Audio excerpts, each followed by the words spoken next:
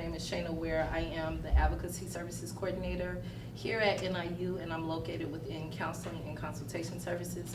Despite popular belief, I am not an office in myself. My office, I'm actually located within the Counseling Center, and so I am a program within that office. So we're working on, I'm gonna ask Joan, our office manager, to see if she can work on trying to figure out a teleportation system for the center. So some of the things that I'm going to talk with you all about today is the disclosures, what to do, some of the offices that are involved, and then the services that are actually available to the students. So how many of you have that gut-wrenching, terrible feeling that please don't come to me if something is wrong, because I really don't know what to tell you? Does anybody have that scary feeling? It's okay if you do.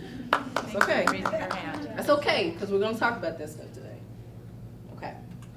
So to start off, we're going to talk a little bit about disclosures. And what I mean by disclosure is actually a student coming up to you and telling you, hey, something is going on, I need to talk to someone. So the first important thing to realize with a disclosure is that there is something that has connected that student to you to make them feel as if that they're comfortable. And so that's actually a really awesome place to be in, that that student feels comfortable to share this information with you. So don't be afraid of it. But there's some different things to consider when you're thinking about why that actual student might want to disclose this information to you. Sometimes you may wonder, well, why are they coming to me versus going and talking to somebody else? What is it that I've done that's making the student comfortable? So some of those reasons are very much just comfortability. You may seem like the best person for that student to disclose to. So it could be factors that are related to that, including gender, including your age, including race, different things that may be identifiable to that student that makes them feel like they want to be connected to you. The other piece of it is the perception of your role and your responsibilities.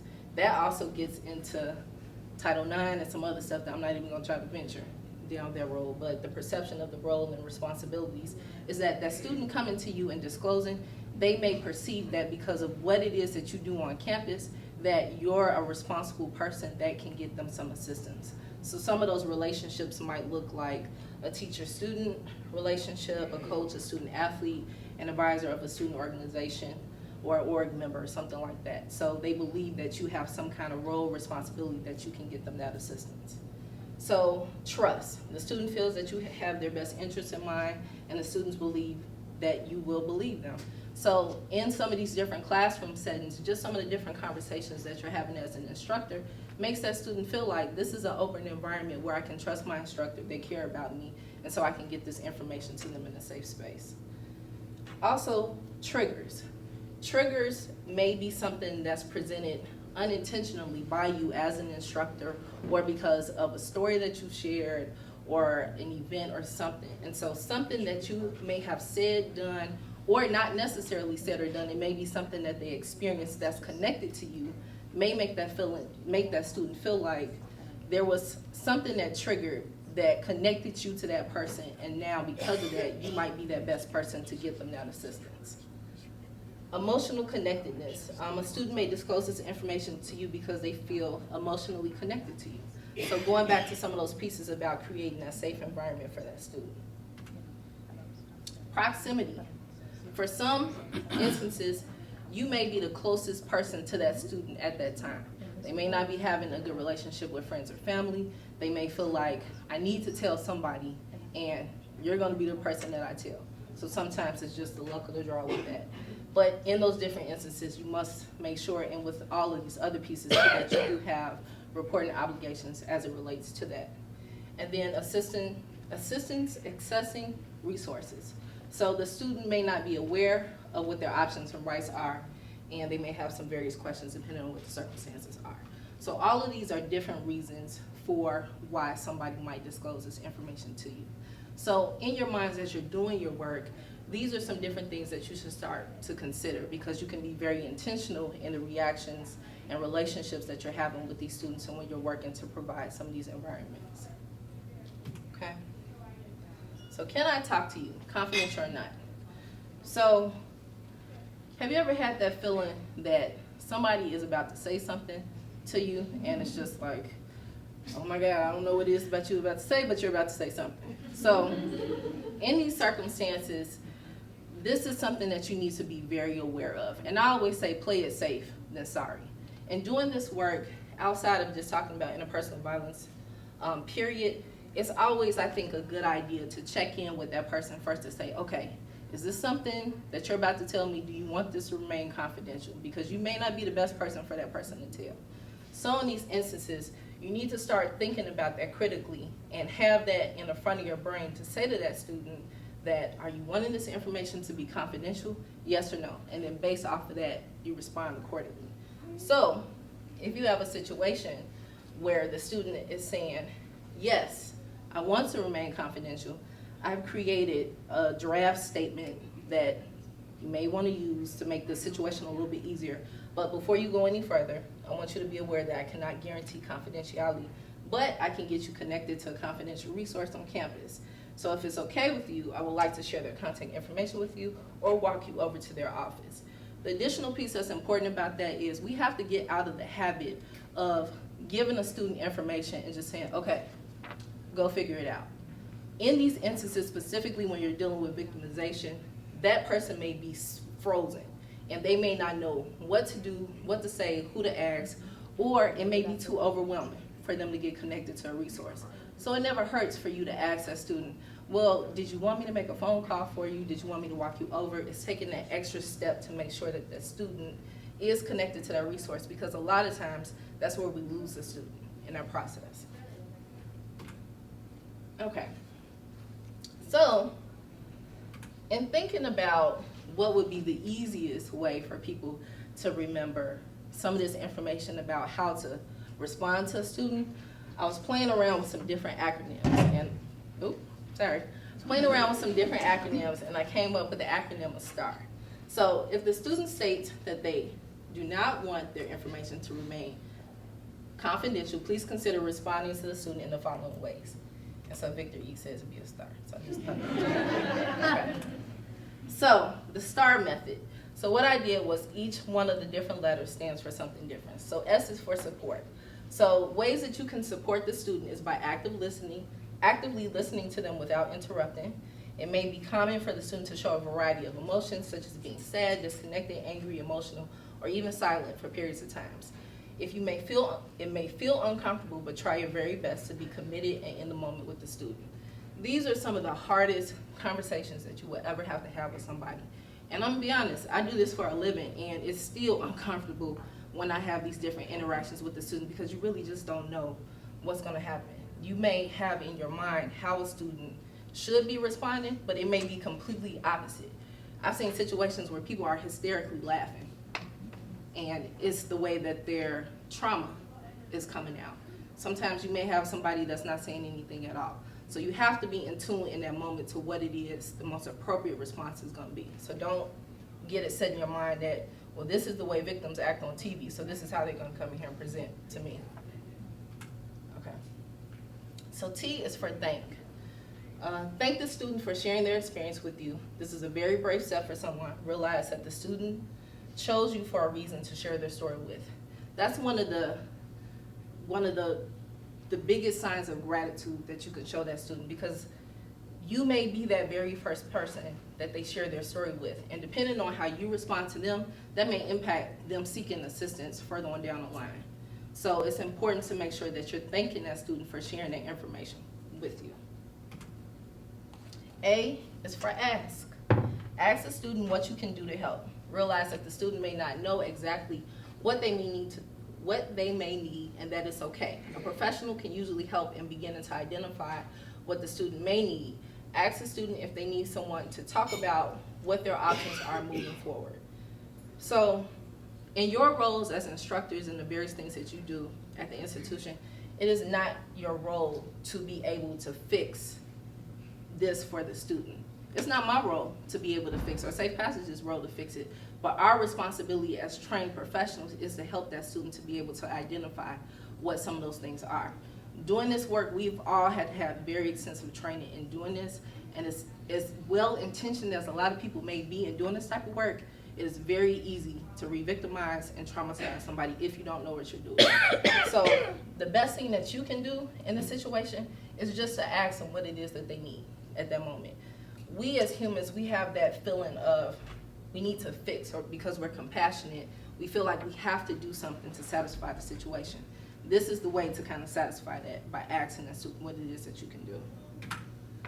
Okay, and R is for refer and report. Now, this is specific to situations when students are sharing this information with you. So if the student says yes, share advocate information with the student. The best place in these circumstances to get a student connected to first is an advocate, whether that be me here at NIU, or if that means that you're calling Safe Passage to get them connected in the community. So the reason why we're saying that is because we know how to best navigate the system. We may see barriers that other people may not see. A lot of people think that immediately when somebody is victimized, that the first thing that they want to do is go to counseling. Not necessarily. There are some cultural pieces. There are all different kind of barriers that may prevent somebody from going to counseling. And if they're thinking that that's their only option, then they probably won't move forward with getting assistance.